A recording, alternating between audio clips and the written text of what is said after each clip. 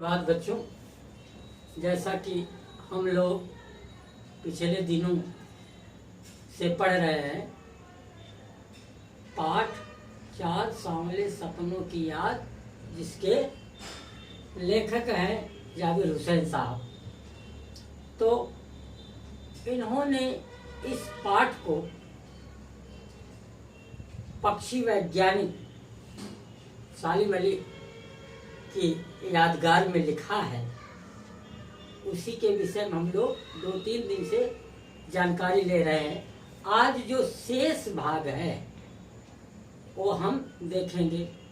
सालिम अली को उनकी बुलंदियों को ऊंचाई देने में उनकी जीवन साथी तहमीना का योगदान था। सालिम अली पक्षी के संरक्षण के लिए, प्रकृति के संरक्षण के लिए जो अपना एक मुकाम बना पाए यहाँ तक, उनमें बहुत कुछ तामीना, जो कि उनकी धर्म पत्नी थी, उनका योगदान है।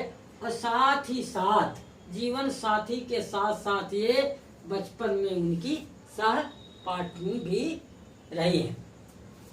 सालिम अली एक दिन केरल की साइलेंट वैली को रेगिस्तानी हवा के झोंकों से बचाने का अनुरोध लेकर चौधरी चरण सिंह से मिले थे। सालिम अली केरल की एक साइलेंट वैली झील है, स्थान है, उसको रेगिस्तान से जो हवाएं आती थी वहां के प्रकृति को नुकसान करती थी, पेड़ पौधों वनस्पतियों को नुकसान पहुंचाया करती थी, उसको संरक्षण करने के लिए, उसको बचाने के लिए उन्होंने अपना एक अनुरोध चौधरी चरण सिंह से लेकर के मिले थे, जो कि उस समय वह देश के प्रधानमंत्री थे।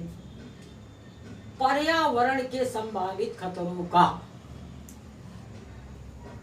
सालिम अली ने पर्यावरण संरक्षण के लिए, पर्यावरण का जो नुकसान हो रहा था उसके बचाव के लिए, आने वाले दिनों में जो खतरे हैं उसका एक चित्र दिमाग में खींचा और प्रधानमंत्री चौधरी चरण सिंह के सामने रखा।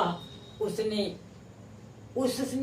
उनकी आंखें नम कर दी। जो चित्र पर्यावरण पशु पक्षियों के लिए संरक्षण के लिए उन्होंने प्रधानमंत्री चौधरी चरण सिंह के सामने रखा कि ऐसा किया जाए, नहीं तो भविष्य में ये चीज होगा, इन सब बातों से उनकी आंखें नम कर दी, यानी वो चिंतनीय मुद्रा में आ गए।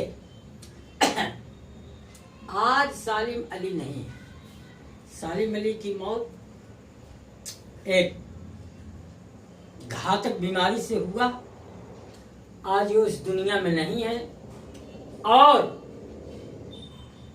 सालिम अली के संरक्षण को जिन्होंने योगदान दिया, जिन्होंने अपनी सहायता प्रदान की, चौधरी साहब भी वो नहीं है।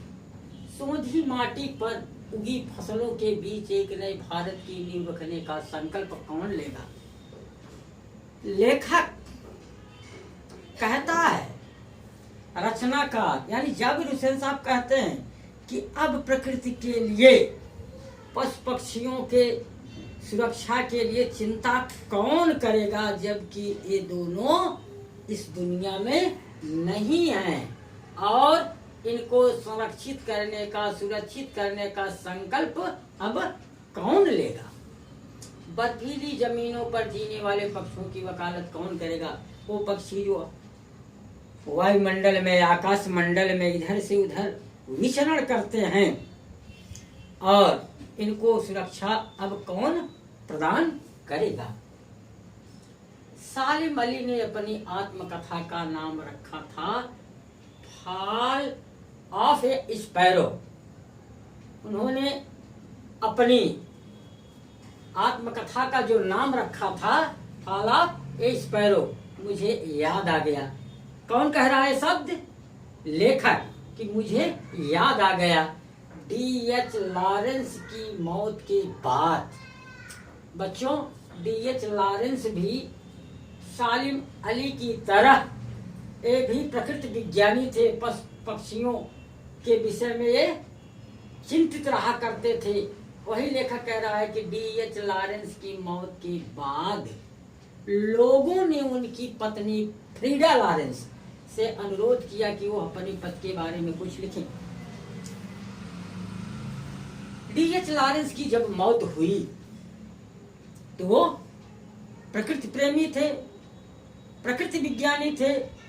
पशु पक्षियों के विषय में, संरक्षित करने के विषय में, उनको सुरक्षा प्रदान करने के विषय में हर समय वो व्यस्त रहते थे। जब उनकी मृत्यु हुई तो लोगों ने उनकी पत्नी, जिसका नाम फ्रीडा लॉरेंस है, उनसे उन्होंने अनुरोध किया वो अपने पति के बारे में कुछ बताएं या लिखें।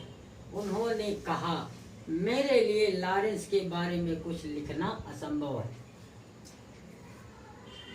D.H. लॉरेंस अब इस दुनिया में नहीं है। मैं उनके जाने के गम में दुखी हूँ। उनके विषय में मैं कुछ भी लिखने से असमर्थ हूँ। लेकिन मेरी छत पर बैठने वाली गौरैया, एक मकान, छत का मतलब मुड़ेर, मेरे मकान के छत पर जो डेली बैठती है गौरैया, लॉरेंस के बारे में ढेर सारी बातें जानती है, मुझसे भी ज्यादा जानती है।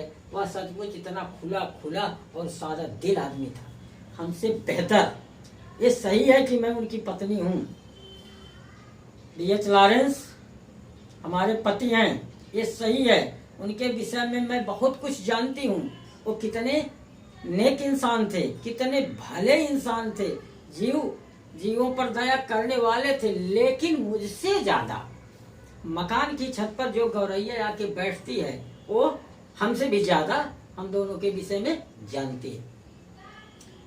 जटिल प्राणियों के लिए सालिम अली हमेशा एक पहेली बने रहेंगे।